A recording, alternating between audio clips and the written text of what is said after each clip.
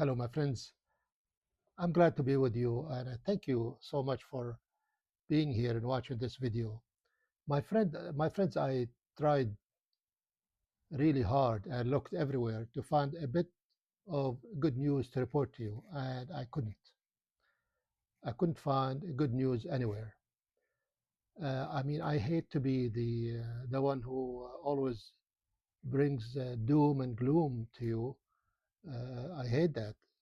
But reality is reality, and if you want to know the truth, if you want to know what's going on, this is what's going on.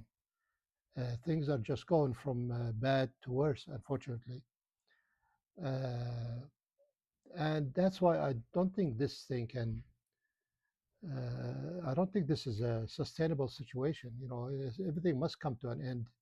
It must come to a head, and I have a feeling either just before November or shortly after the midterm elections, you will see a real break in things. Either we're going to a peaceful settlement and for Trump to end his aggression, or we're going to an all-out war in the Middle East.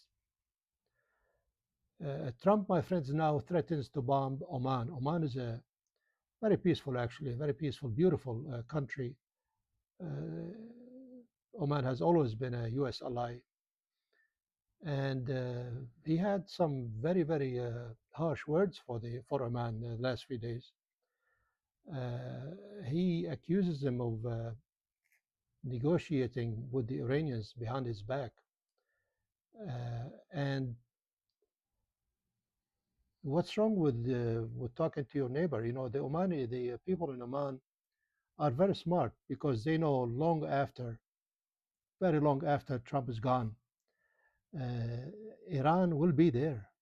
Iran will be their neighbor, and they're going to have to live with Iran.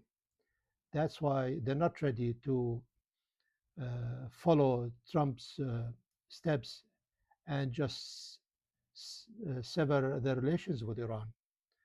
But Trump is sending this message to all Gulf countries over there that if you talk to Iran, if you become friends with Iran, I am going to bomb you. At least this is a message I'm getting from his threats. What's wrong with how can Oman be a threat to you? I mean, you say your ships are having a tight blockade on Iranian ports. What can Oman do about that? Nothing. Oman can do nothing about your blockade. They can't, end your blockade. And they're just discussing this with the Iranians, their neighbor, and that's the end of it. Uh, he keeps saying with regularity now that he will declare the Hormuz Strait a U.S. territory. He said it several times the last couple of days.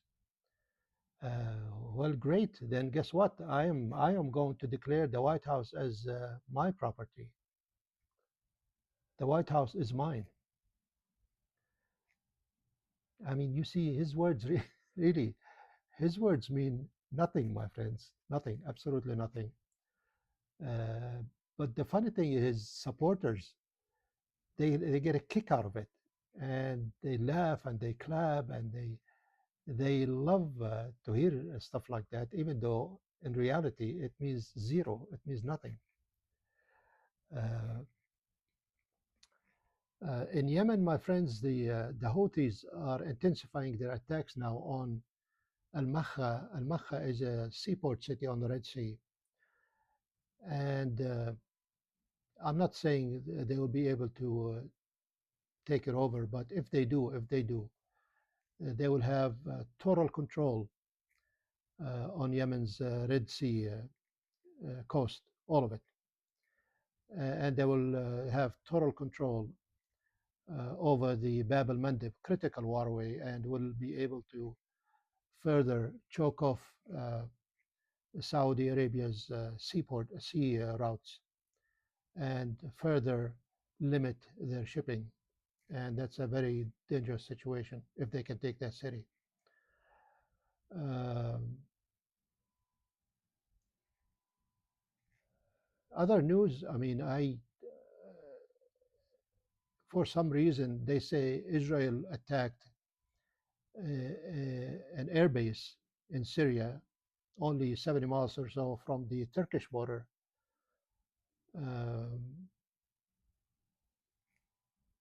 I mean, everybody knows Syria has no air force.